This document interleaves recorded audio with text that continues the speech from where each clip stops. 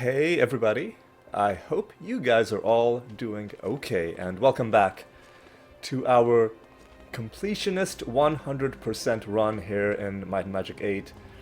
Last episode was it was a...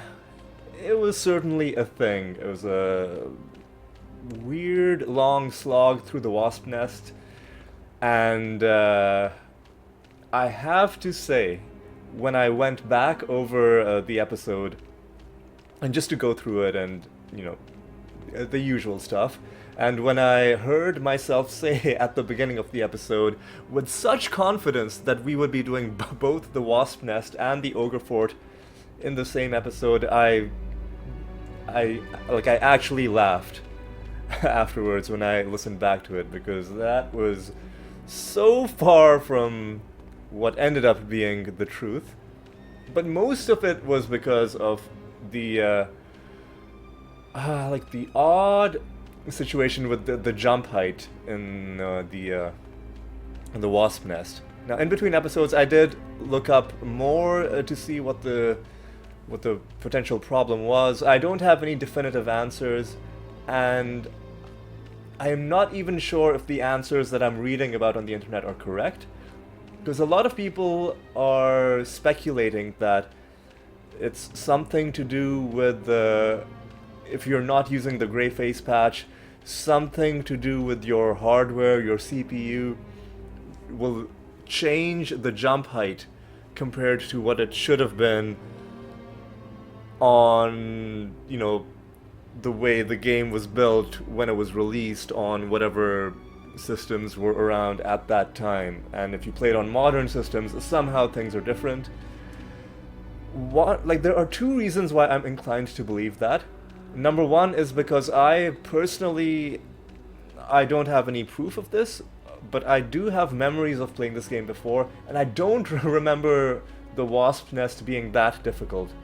I do remember being able to jump from level to level without having to do almost pixel perfect, frame perfect, very precise motions. I don't remember that being a thing when I first played. And secondly, it might seem like an odd glitch. Why would your hardware somehow affect the game's jump height when jump height is supposed to be something that is constant? How could something so unconnected to the game make a difference? And yes, it might seem implausible, but weirder glitches have happened. I remember in Might and Magic VI, there was a bizarre glitch where if you restarted your computer, the sounds of walking, right now, I've turned the sounds down so they might be hard to hear, but I was silent for a while just to give you a chance to listen to them. The sounds of walking, right now we're walking on this cobblestone path, it has a certain sound.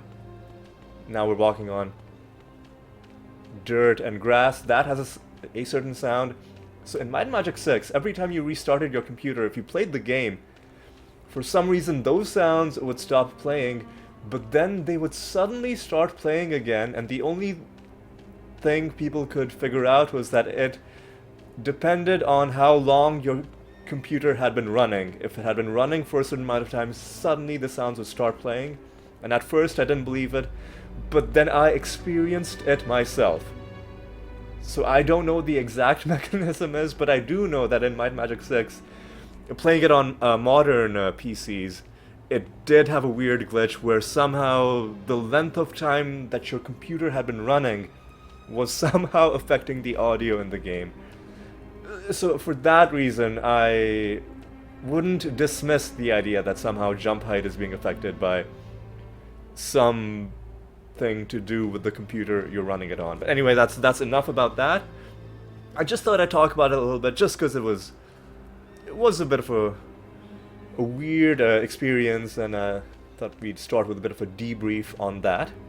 Next, I think we've talked enough, and it's time to get going, and in this episode we're going to do the other thing that we wanted to do last episode but didn't get a chance to because the wasp nest ended up taking up all of our time, is we are going to go to the Ogre Fort, finally. And 2 quests are going to be completed in there. Number 1, we have to rescue Arion Hunter's daughter. And number 2, we have to kill all the ogres. So that's gonna be fun. And, you know, we'll get some gold, get some experience, all that good stuff. You know what I'll do is I will... you know what, let's cast it right now. Day of the Gods. And Hour of Power. As soon as you're ready. Any second now. There we go. What can we do for you? And let's just get some healing. Go with our blessing. Now let's fly towards the Ogre Fortress. This is probably going to be a bit of a shorter episode since we'll do the Ogre Fortress. We'll do a few things after that, but I don't think we'll do any major new thing once we're done with that. We'll probably just start wrapping up. Because it's basically stuff that we should have done in the last episode but couldn't, so you know, every once in a while we'll have a bit of a situation like this. What is happening to you? You've been cursed. Well, I don't like that, because being cursed really does suck. So, who cursed you? Who did it? One of these ogre mages, no doubt. And who did all that damage to Elspeth? What are they focusing her down? Okay, clearly this entrance is going to be the most difficult part. Okay, ogre mage down. Ogre mage down. Let's leave. And heal a little bit. This was our last episode save, so let's save here. Now let's take these guys down. Okay. That one was weak. Okay. Whoa, whoa, whoa, whoa, what? Who's? Are these people hitting us through the walls, or was there just someone behind us? Okay, I think we've taken care of everybody in this area, although it looks like somebody's trying to run away from us. So we'll have to deal with them. I did notice a few ogre ears dropping. To be perfectly honest, I'm not going to make a huge effort to pick up all of them. Just because we really won't need the money. And this might seem like an odd thing to say, but in the long term, the harder thing in this game isn't making money. It's figuring out what to do with all that money, because I guarantee you won't be able to actually spend all of it unless you're going out of your way trying to waste money. Alright. We've got some traps. Our perception is good enough to spot them. Alright. You know, before we... Wait. I see some red dots coming towards us. Some enemies. Who are they? Who are you? Let's go to turn-based mode. That'll stop them from walking. Excuse me. From walking, making them easier to hit with ranged attacks. Let's go across. Draw out some more enemies. And now it's a bit easier to deal with, because we have distance, we have space to work with, compared to when we were at the entrance and there was nowhere to run to, and we were in a bit of a pickle. And I know I've left ogre ears behind. I just don't want to bother with them. In fact, I'm even going to throw this one away, just because it's whoa. Just because it's for 500 gold. I know they don't take up that much space, but I'd rather not have to. Alright, you know what? Fine, fine. I'll pick them up. Are you happy? Are you happy now? I picked up the severed ear of somebody I just killed. Alright. See, like, this is why I'm not too bothered about ogre ears. Like, we open one chest, we find, like, gems. Look at, like, this one gem is 750. That's more than an ogre ear.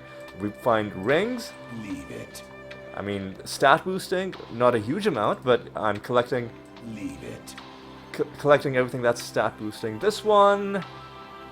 We don't really need resistances for any challenges. So, oh, a journal scrap.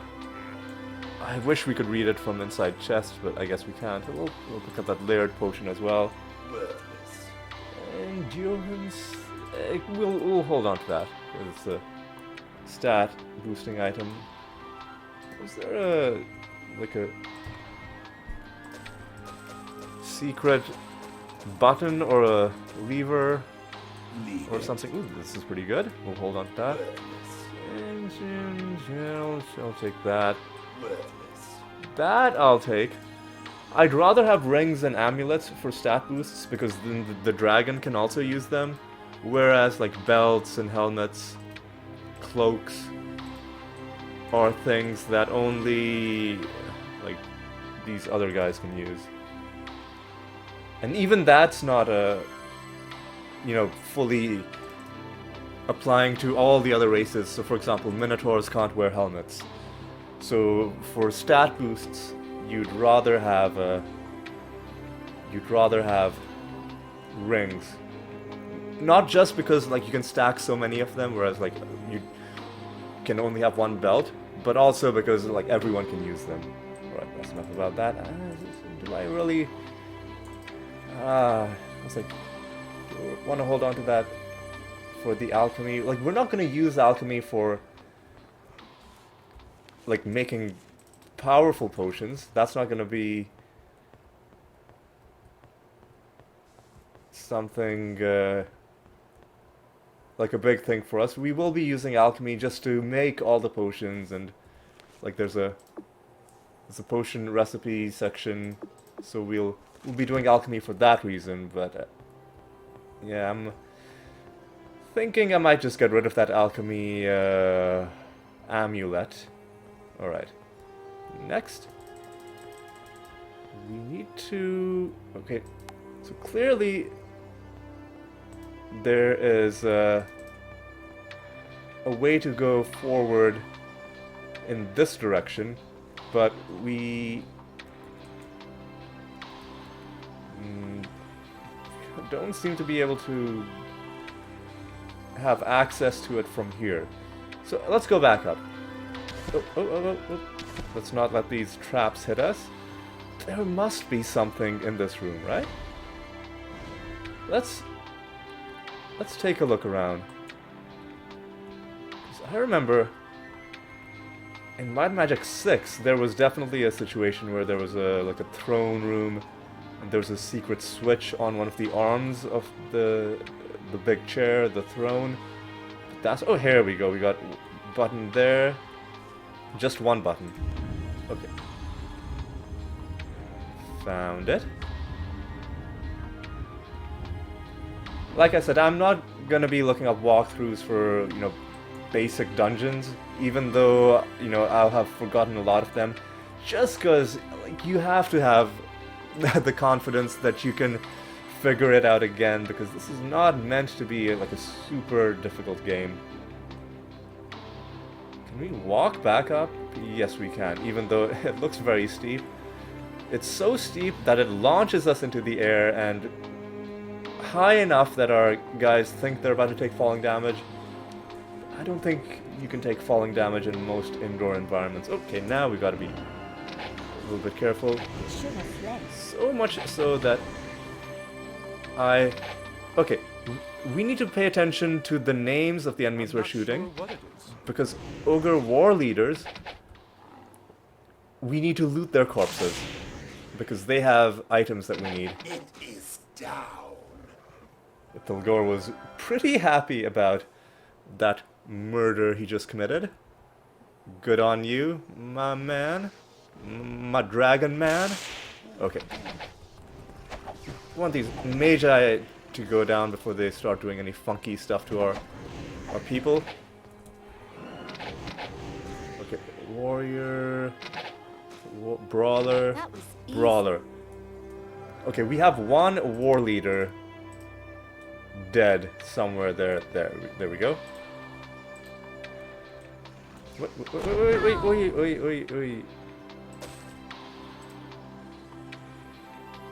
I thought they were supposed to have keys on their bodies, but maybe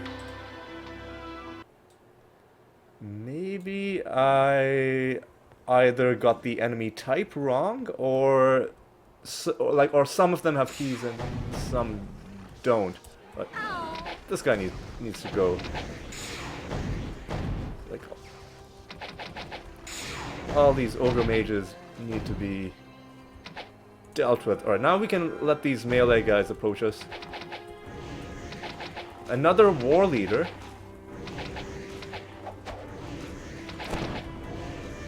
Okay.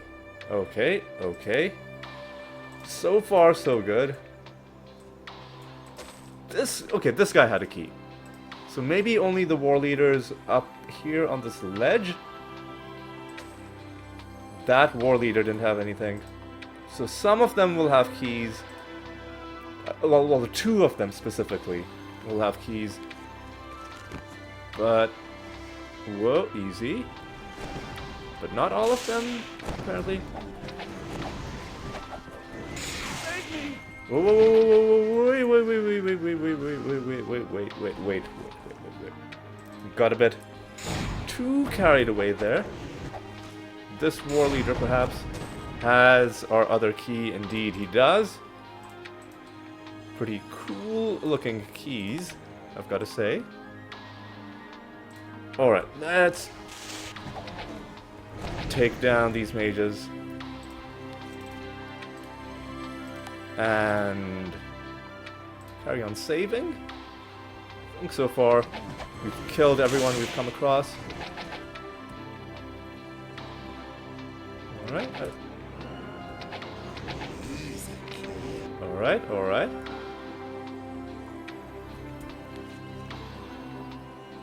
Okay, are we close to the end? Is that what's happening?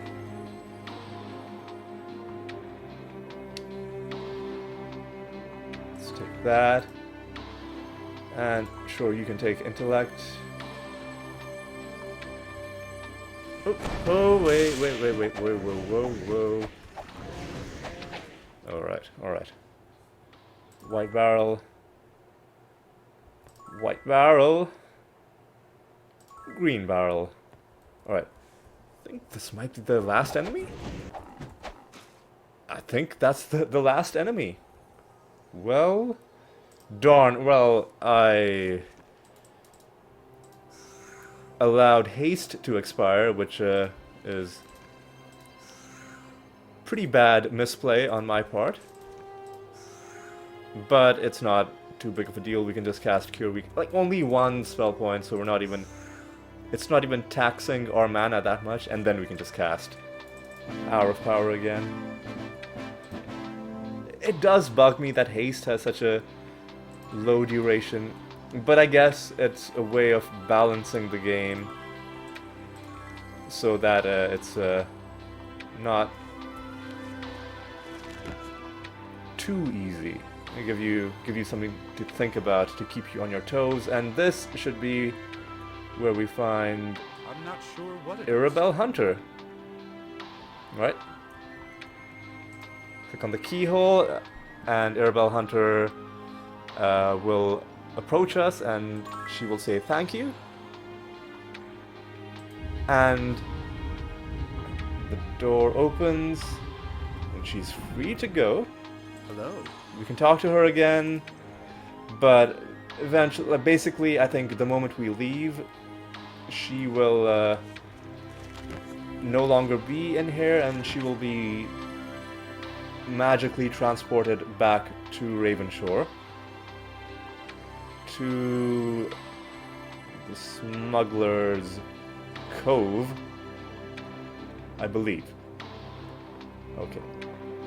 that's one of the things we're going to do, and I think because we've cleared everything inside this area, when we go outside, it should tell us that we've killed all the ogres. Yes, we get the message, so we have that confirmation. So let us turn a couple of these quests in. We can already level up to 24. That is fantastic.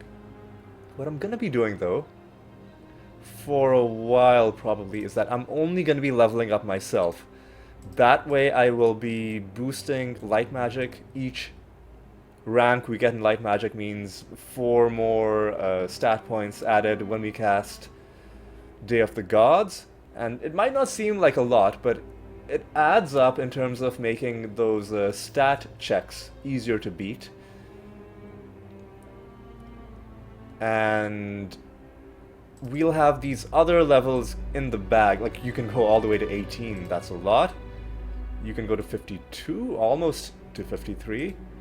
You can go all the way to 19. So we have these others that we can use if we want to quickly advance sometime. Now, who did we have to return to? Keldon, who's somewhere...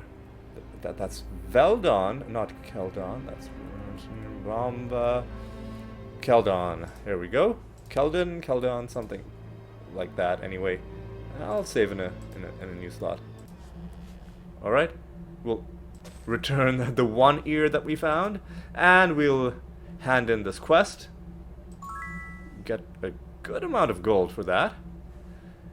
5,000. That's pretty sweet. And he tells us it's safe to travel again now that the ogres are cleared. Of course, the way the game works is eventually the map will reset, the exterior map will repopulate, the ogres will be back, the Ogre Fortress itself will repopulate, but that's just a game mechanic. For the purposes of the game's internal story, I guess, they consider this problem permanently dealt with. Like, we could just fly to, Ravenshore, Ironsand, and Murmurwoods, but, the poor guys who had to take the roads, they were the ones who were in danger from the ogres, and now they are safe from that threat, at least until the area resets. Okay, that's one thing we wanted to do. Next, let's take a look at our seer notes. Make sure the seer note is telling us to go seek Bastion Ludren in Alvar. This is something we'd been holding on to, and we hadn't interacted with him. We did everything else in Alvar except for going to the Merchant's Guildhouse. So let's finally do that. We'll deliver the report. And I think we got some more gold. Well, let's actually look at what he has to say. I'm not going to click on the quest, though. He tells us what? All of Jadaim? I'm actually not sure how you pronounce that. Let's just say Jadaim for now. That's the name of the geographical region that we're in. It's in upheaval and chaos. He wishes he knew more. A sea of fire has appeared in the Iron Sand Desert. And he also wonders if the crystal in Ravenshore has something to do with it. Its appearance at the onset of the calamity seems to be more than a coincidence. Very astute observation from our friend Bastion. Before we talk to him again, though, I'm gonna go back to Ravenshore, because there are a couple of things that we need to do in Ravenshore. First of all, I'm gonna go to the Seer, talk to the Seer again to get a new note, hopefully. Because we have advanced the main quest a little bit.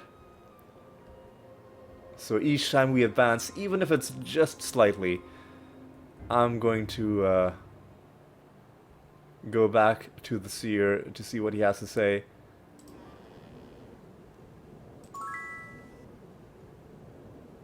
I see an important connection has not been made between the present and your future. You must return to Bastion and continue your conversations with him. He will send you on the next step down your road. See, now this time, the seer did have an intermediate bit of dialogue, or like an extra set of lines, whereas previously, when we went to him, you know, in between quest stages without having picked up the next stage, he either stuck to his old lines or skipped ahead entirely to the next stage. But this time he did have an extra line. So now we're going to pick up the quest. And now Bastion is asking us to go to the Iron Sand Desert and to bring him someone who saw it. Like a witness to all of this. Because he's hearing about all these crazy things happening. But before he does anything drastic, he wants proof, which is a reasonable way to act. So, you know, we'll do that eventually. We've already been to the Iron Sand Desert, but no, we're not going to go back there just yet. Now we go back to Ravenshore. We talk to the seer one more time. And this time I think he'll have another set of lines about how we should basically do what Bastion said and go to the Iron Sand Desert. And throughout all this, I guess you're seeing why people don't really bother going to the seer, just because, you know, the quests in this game, like, there aren't any trick questions, right? They tell you exactly what you do, and then you go and do it. You don't need any extra help. But if you go to the seer, he can, like, I guess, remind you about what you need to do, and as we suspected, he is echoing Bastion's request to us. Like, we need to go to the Iron Sand Desert, so we'll do that eventually. Eventually. Not just yet. What we want to do right now, though, is we want to go to the smugglers and hand in the quest.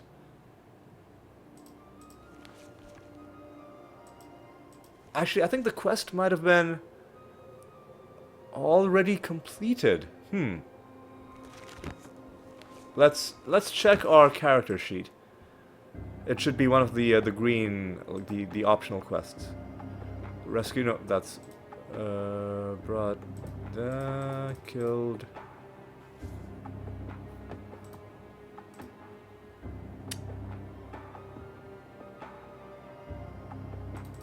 Huh. It's not in there, at least I'm not seeing it. Is it still active? Fake report, Eclipse, Archimage, cheese. You know what? Let's go back to Arion Hunter and we'll see what he has to say. Whoa. Well, that sucks. Nothing's broken. Nothing's broken. You know what? Let's use one of your red potions. How low is your health? -3. Okay. Oh, but you have heal, right? We gave you heal. Yes, we did. Okay. Well, that's gonna be enough for now. Just that you're conscious.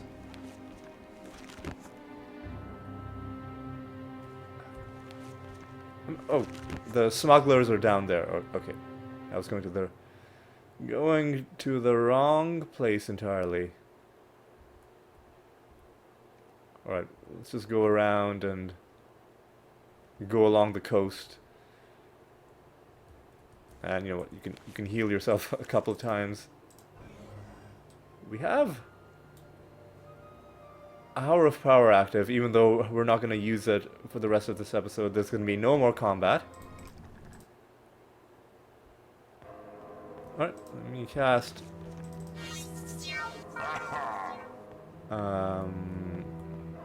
Wizard Eye. believe... Okay, yeah, now we have I'm not sure what it is. I'm not sure. friendly people in this area. So once you talk to Arion Hunter the first time, the I think new enemies are, well, new units are populated into the area which are not hostile. But if you try to go into the areas that they're guarding, they will become hostile. So that's a thing to keep in mind. Now we talk to him. Okay, I think now we've finally gotten credit for this quest. His family has returned, and they told him about how we rescued them. And this is where things get a bit complicated. So the merchants of Alvar were using the fact that they had his family basically held hostage to blackmail him into doing what they wanted. But now he's got his family back, so he no longer needs, like, they no longer have that leverage over him. So he could just back out and do whatever the hell he wants. But what he's saying is that he will keep his word to them and to us. And, you know, he will continue to have his boats be available, you know, for the use that he promised. So, you know, I've got to say, I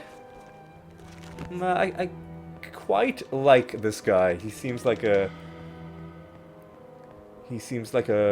man, not really a man, like a rat, an individual of integrity. Let's just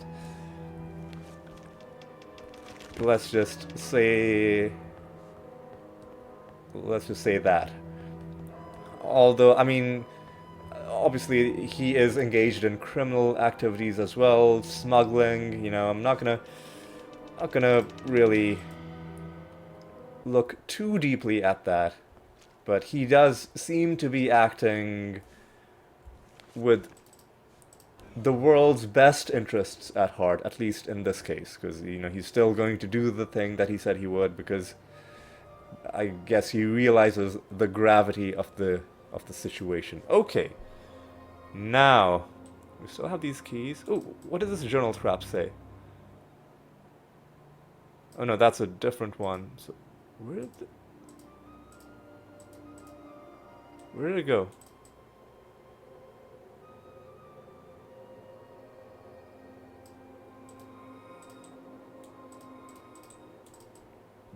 This one, right? Page torn from a travel journal. Okay, so this one was the one we found in the Direwolf Cave. This one, I mean, it says, okay, it mentions Alvar, so this is probably the one. It says, I was burned today. The cover here in Alvar is, the sun has scarred my face and hands. So this is probably from a vampire. If only I had asked, or thought to ask the elders for a nightshade amulet. He's not fed since Ravenshore. I guess a reference to vampires needing to drink blood, although the vampires in our party for some reason don't have that requirement. Do not wish to experience the sense of dread. Picked up in Wererat Gorge. Feed upon the trolls, the Cyclops. Oh, and he mentions the Cyclops larder, which is a location in Iron Sand. And his name is, or his or her name is, Kiatlin. Seatlin? Hard to say how you'd pronounce that, but yes, I'm pretty sure that's the note we found. Pretty sure. Anyway, now what do we want to do? I think what I want to do is, what's the time? It's too late to do anything because all the shops are closed. Let's go back to Alvar. And let's rest for one day.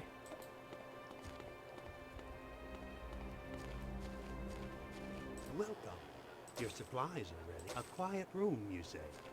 And let's sell some stuff. So, wait. We need to find the magic shop. Old scroll. This is the abandoned temple scroll. Amulet of dark magic. I'm holding on to that. Eventually we'll give it to somebody who needs that. We don't really need Scrolls of Cure Disease because we've finished that quest, so you can sell that. And next, I think we're just going to sell all of this stuff, aside from the telekinesis scroll, Rarities from across. to the magic shop. What we're also going to do is we're going to see, do you have any stat raising rings? You don't. That's unfortunate.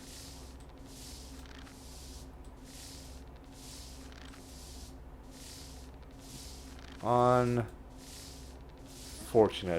Business was a pleasure. But we cleared out some inventory space, which is good enough on its own, and our gold just keeps like getting out of control. We have too much gold, we really do. What I'm gonna do is I'm gonna Excellent. train a little bit. Practice session. Excellent. And as I suspected, you can't train beyond level 25, even though we could go to level 26. Which is unfortunate, because if we were able to train once more, we could put one more point into light magic. But for now, we'll have to settle for 17 points. Okay, I think that is going to be all for this episode. Pretty, you know, tame ending. Not a lot of excitement after the Ogre Fort, but I did suspect things were going to go that way, you know, just because we're wrapping up Alvar and we don't want to immediately jump into something else, because that would be too, you know, disorganized, too hectic. So, you know, a bit of a gentler episode. Nothing wrong with that every now and then. So yeah, we are going to close it off. We completed a couple quests, which is nice. All of us are ready to gain more levels, but we're going to hold off on that, as I said. We're going to give levels only to you. And the reason I'm giving levels... Okay, I don't think I explained why I'm doing this. The reason I want to give levels only to myself, to my character, my Priest of the Sun character, is because I really want our party to be able to...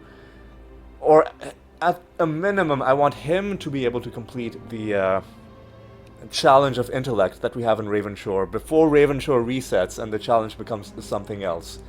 Because Ravenshore will reset every 2 years, and if we miss this challenge, it's gonna just add a whole lot to the grinding we'll need to do when the time comes to do all the challenges.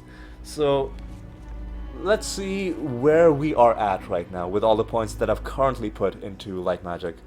Day of the Gods is the crucial spell because it increases all of our stats. I cast that, and where does that put us? I can just go here straight away. So we are at 90 intellect, which is pretty far off.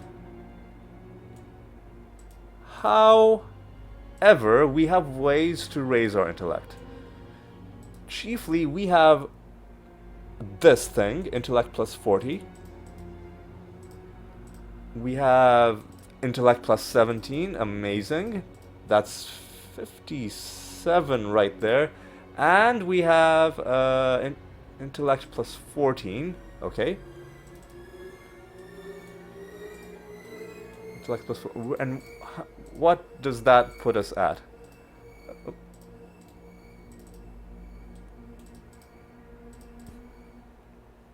I know this is a weird tangent to have gone down, but I really want to know how close we are.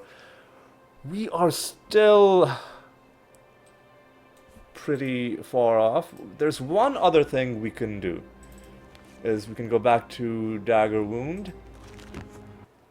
And not this well, but somewhere in Dagger Wound is going to be a well that will give a temporary intellect boost that will stack on top of everything else. And not that one.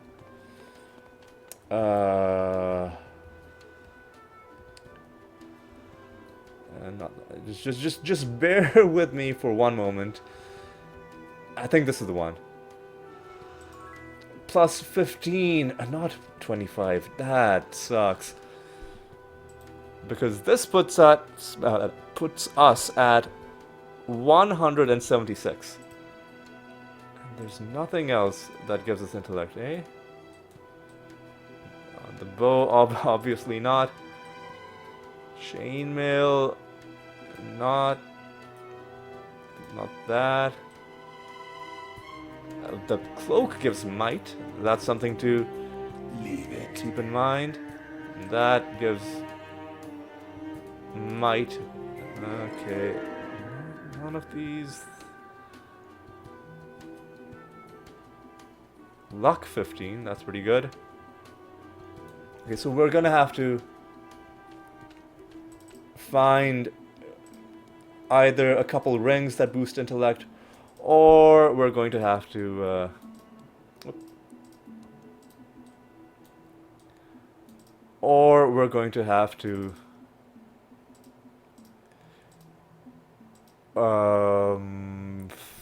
hope that in our next set of artifacts we find something like the Archangel wings, because I think those give intellect as well. Okay, so I'm sorry we went on such a long tangent, but this is something I needed to get sorted out, because we do need a plan, right? It's not enough to just hope that some magic will happen and we'll eventually be able to beat the intellect challenge. Like, you need a path to get from A to B, and this is just me brainstorming how to do that. And now that I've done that, I feel much. If only you could wear this 50 intellect.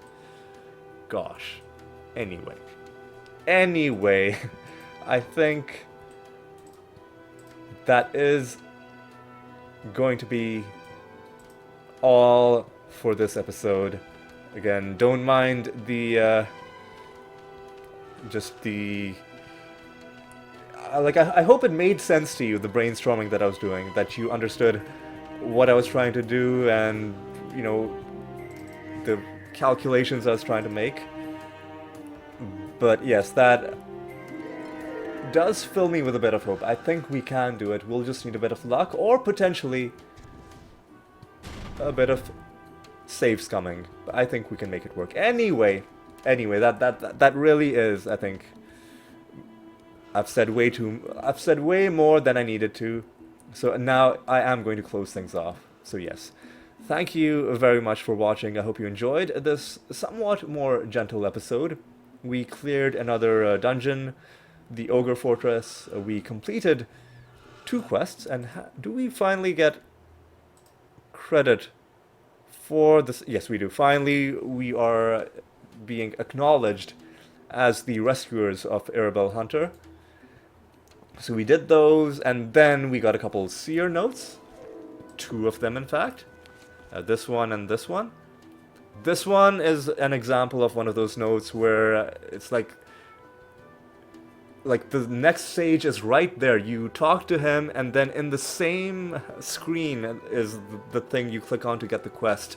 But if instead of clicking on the quest, you go and you talk to the seer, you get this extra note. So this is an example of that I was mentioning earlier. But yes, I'm rambling again. I'm going on tangents. So let's get back into the outro. So yes, thank you so much for watching. I hope you enjoyed this episode, and if you did, you know, you may want to consider leaving a like. And if you are enjoying the series and you want to follow along, you may want to consider subscribing. But in either case, I do hope you will join me in the next episode. And until then, take care.